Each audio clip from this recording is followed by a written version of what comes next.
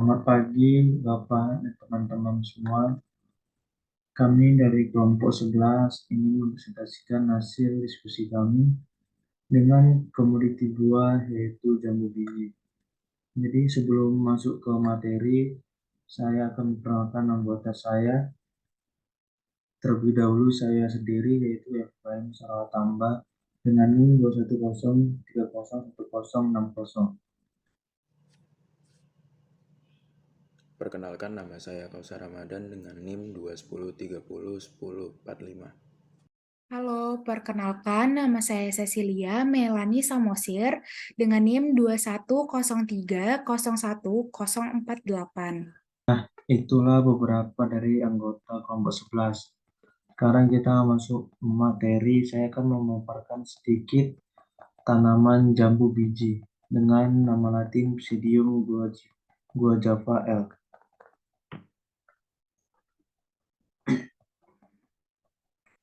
Nah, ini beranggota kelompok 11 yang sudah memperkenalkan dirinya masing-masing. Sekarang di sini ada beberapa yang mau dibahas, yaitu sejarah, klasifikasi, manfaat, dan cara budidaya. Kita masuk yang pertama itu sejarah jambu biji. Jadi ada sejarah jambu biji. Menurut sejarahnya, jambu biji berasal dari Amerika Tengah, tepatnya Brazil. Dari sana menyebar ke Thailand, kemudian ke negara Asia lainnya, termasuk Indonesia. Banyak negara jambu biji merupakan tanaman terpenting bagi penduduk aslinya. Saat ini jambu biji ditanam di seluruh dunia, terutama di negara tropis.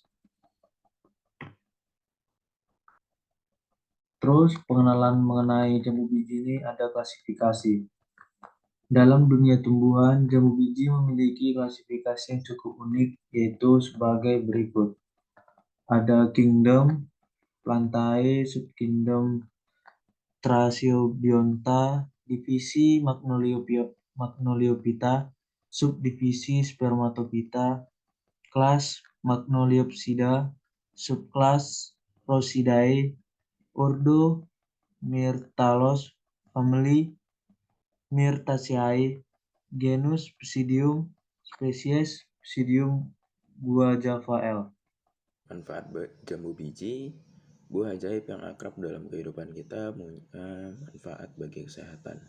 Buah ini sangat kaya vitamin C dan beberapa jenis mineral yang mampu menangkal berbagai jenis penyakit degeneratif, serta menjaga kebugaran tubuh.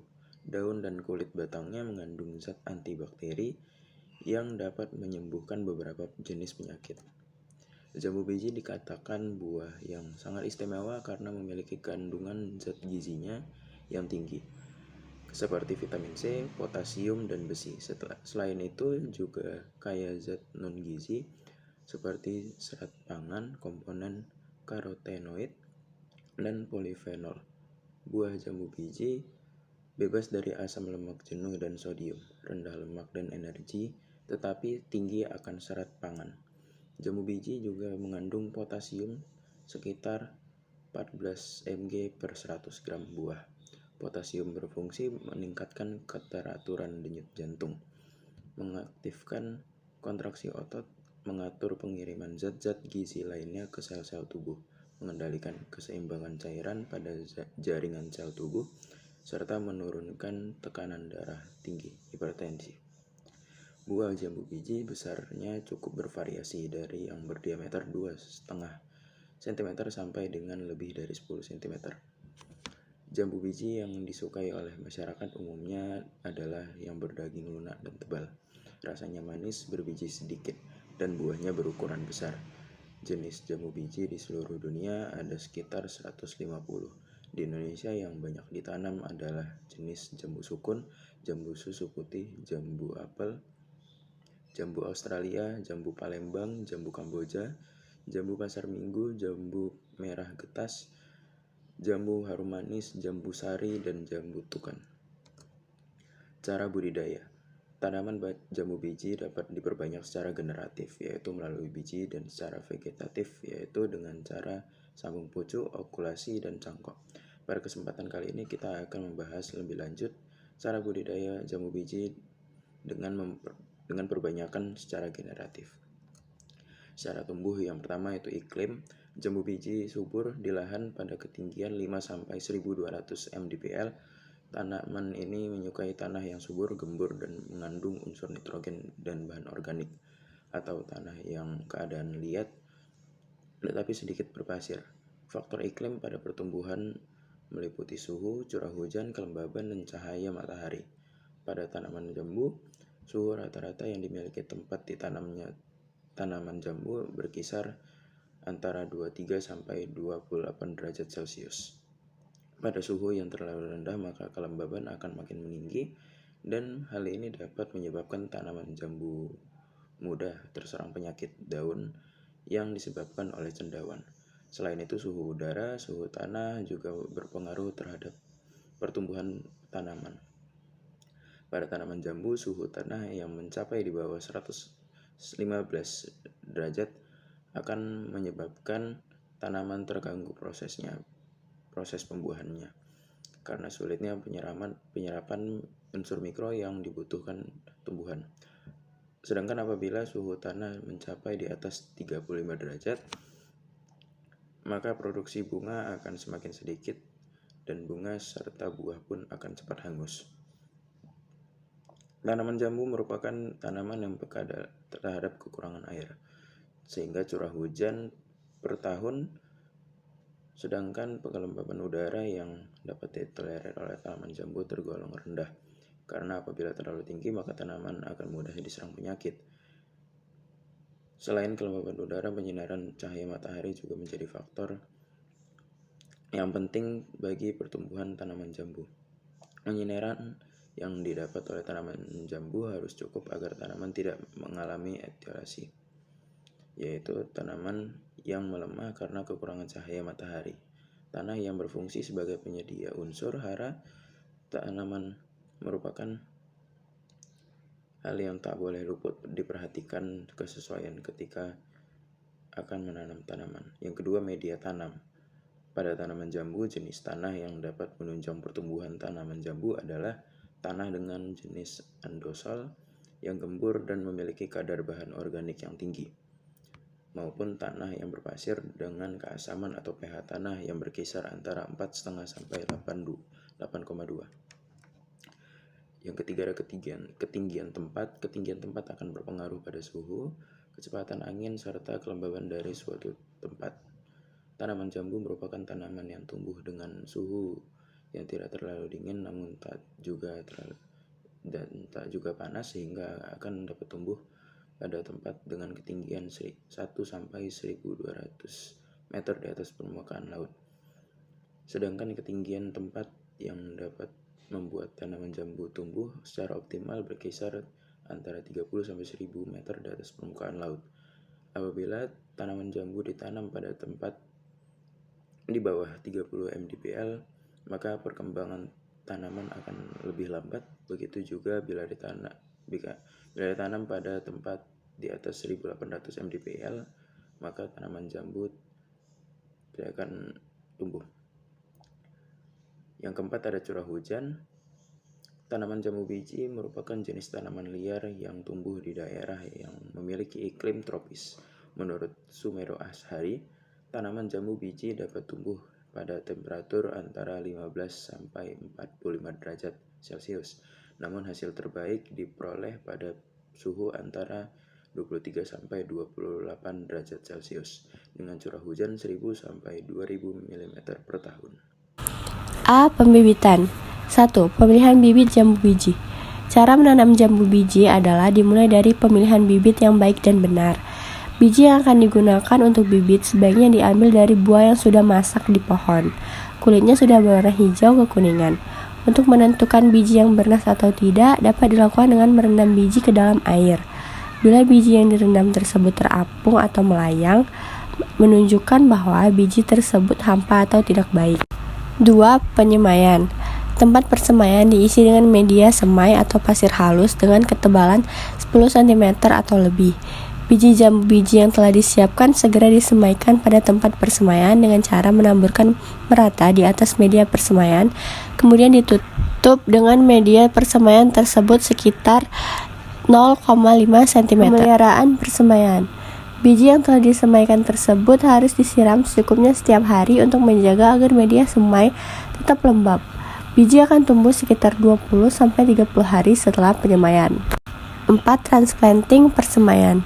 Apabila biji jambu biji telah berkecambah dengan tinggi sekitar 5-10 cm atau berumur 2-4 bulan, maka semaian tersebut harus segera dipindahkan ke dalam polybag. Media yang digunakan untuk pembesaran semaian jambu biji ini sebaiknya menggunakan media yang mengandung bahan organik tinggi, yaitu menggunakan campuran tanah dan pupuk kandang dengan perbandingan 2:1. B. Pengolahan media tanam. 1. Persiapan. Dipilih tanah yang subur, banyak mengandung unsur nitrogen. Dilakukan dengan cara membuat sengkedan atau teras pada bagian yang curam. Kemudian, untuk menggemburkan tanah perlu dibajak atau dicangkul dengan kedalaman sekitar 30 cm secara merata. Selanjutnya, diberi pupuk kandang dengan dosis 40 kg per meter persegi. Kemudian, dibuatkan bedengan dengan ukuran 1,2 meter yang panjangnya disesuaikan dengan ukuran yang diperlukan. 2. Pembukaan lahan. Bila bibit berasal dari cangkokan, pengolahan tanah tidak perlu terlalu dalam atau 30 cm. Tetapi bila hasil okulasi, perlu pengolahan yang cukup dalam, yaitu 50 cm. Kemudian dibuatkan saluran air selebar 1 meter dan kedalaman disesuaikan dengan kedalaman air tanah, guna mengatasi sistem pembuangan air yang kurang lancar. 3. Pembentukan bedengan. Tanah yang telah gembur dibuatkan bedeng-bedeng yang berukuran 3 meter, lebar panjang disesuai dengan kebutuhan, tinggi sekitar 30 cm. Bagian atas tanah diratakan guna menopang bibit yang akan ditanam. Idealnya jarak baris penanaman benih sekitar 4 meter. 4. Pengapuran. Pengapuran dilakukan apabila dataran yang berasal dari tambak dan juga dataran yang baru terbentuk tidak bisa ditanami. Selain tanah masih bersifat asam juga belum terlalu subur. Caranya dengan menggali lubang-lubang dengan ukuran 1x1 meter. Dasar lubang ditaburkan kapur sebanyak 0,5 liter untuk setiap lubang, guna menetralkan pH tanah hingga mencapai 4,52 sampai 8,2. 5. Pemupukan. Setelah jangka waktu 1 bulan dari pemberian kapur pada lubang-lubang yang ditentukan, kemudian diberikan pupuk kandang dengan urutan. Pada bulan pertama diberi NPK dengan dosis 12:24:81 ons per pohon. Bulan kedua dilakukan sama dengan bulan pertama. Pada bulan ketiga diberi NPK dengan dosis 15:15:15 ons per pohon dan bulan keempat sampai tanaman berbuah. C. Teknik penanaman. 1. Penentuan pola tanam. Pertama, ditanam dengan jarak 20x30 cm, lalu setelah berkecambah dan berumur 1-2 bulan atau telah tumbuh daun sebanyak 2-3 helai, maka bibit atau zekling dapat dipindahkan pada bedeng kedua yang telah dibentuk selebar 3,3-4 meter dengan jarak tanam 7-10 meter. Dengan kedalaman sekitar 30-40 cm serta jarak antara bedeng selebar 1 meter. B. Pembuatan lubang tanam. Lalu dibuat lubang-lubang dengan ukuran 1x1x0,8 meter. C. Cara penanaman. Penanaman tidak perlu terlalu dalam. Batas antar akar batang jambu biji diusahakan setinggi permukaan tanah yang ada di sekelilingnya. Kemudian dilakukan penyiraman secara rutin 2 kali sehari, pagi dan sore. Kecuali pada musim hujan tidak perlu dilakukan penyiraman. Selanjutnya kita masuk ke dalam bagian pemeliharaan. Yang pertama ada penjarangan dan penyulaman.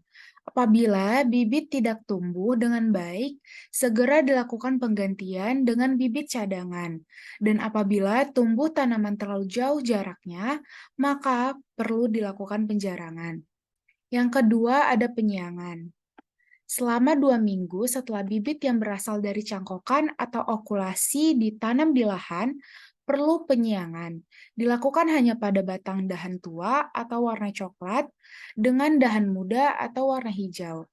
Dan apabila buah terlalu banyak, tunas yang ada dalam satu ranting bisa dikurangi. Yang ketiga ada pembubunan.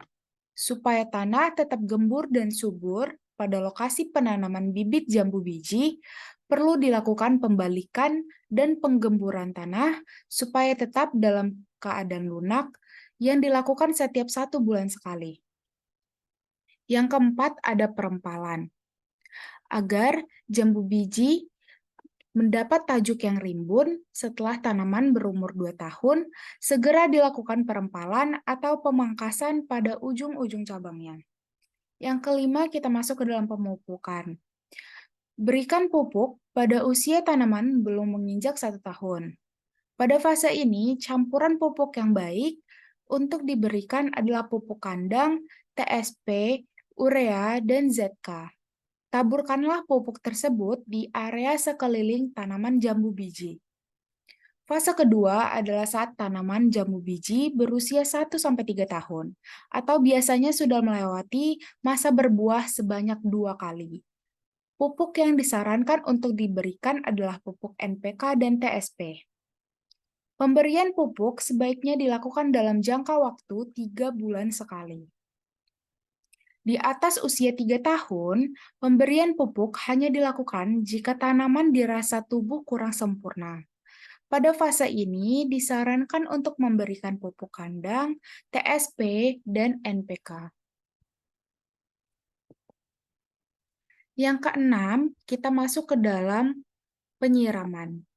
Selama 2 minggu pertama setelah bibit yang berasal dari cangkokan atau oklasi ditanam, penyiraman dilakukan sebanyak 2 kali sehari, pagi dan sore. Dan minggu-minggu berikutnya, penyiraman dapat dikurangi menjadi 1 kali sehari. Selanjutnya, kita masuk ke dalam pengendalian hama dan penyakit tanaman. Hama tanaman antara lain trips, kutu daun, tungau, kutu kebul, ulat gerayak, dan sebagainya. Peluang munculnya hama tersebut dari tanaman ini akan semakin tinggi pada musim kemarau.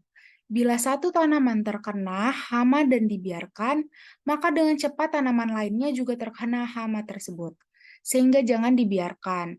Untuk mengatasi hal tersebut, lakukan pengendalian dengan cara menyemprotkan insektisida untuk hama serangga dan akarasida untuk tungau setiap minggu sesuai dosis jika diperlukan. Penyakit tanaman pada tanaman jambu biji yang biasanya menyerang antara lain rebah kecambah, layu bakteri, layu fusarium, antraknosa, busuk daun atau Coaneopora, hawar pitopora, bercak daun atau Cercospora, bercak bakteri, busuk lunak bakteri, keriting kuning, dan sebagainya. Serangan penyakit tertentu yang disebabkan oleh candauan dan bakteri akan semakin tinggi pada musim hujan.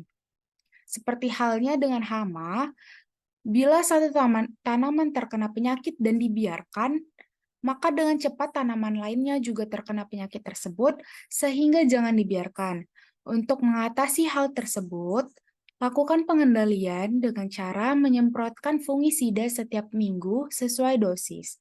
Jika diperlukan, petunjuk dosisnya dapat dilihat pada kemasan fungisida tersebut.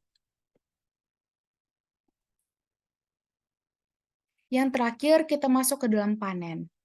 Untuk panen, yang pertama perlu diperhatikan adalah ciri dan umur panen buah. Jambu biji umumnya pada umur 2-3 tahun akan berbuah. Berbeda dengan jambu yang pembibitannya dilakukan dengan cangkok atau stek, umur akan lebih cepat kurang lebih 6 bulan. Pemanenan dilakukan setelah jambu berwarna hijau pekat menjadi muda keputih-putihan. Dalam kondisi ini, maka jambu telah siap dipanen. Yang kedua, cara panen. Cara pemanenan yang terbaik adalah dipetik beserta tangkainya. Yang ketiga, kita masuk ke dalam periode panen. Periode pemanenan setelah buah jambu biji dilakukan pembatasan buah dalam satu rantingnya kurang lebih 2-3 buah. Hal ini dimaksudkan agar buah dapat berkembang besar dan merata. Sekian presentase yang dapat kami sampaikan. Lebih dan kurangnya kami mohon maaf. Terima kasih semuanya. Selamat pagi.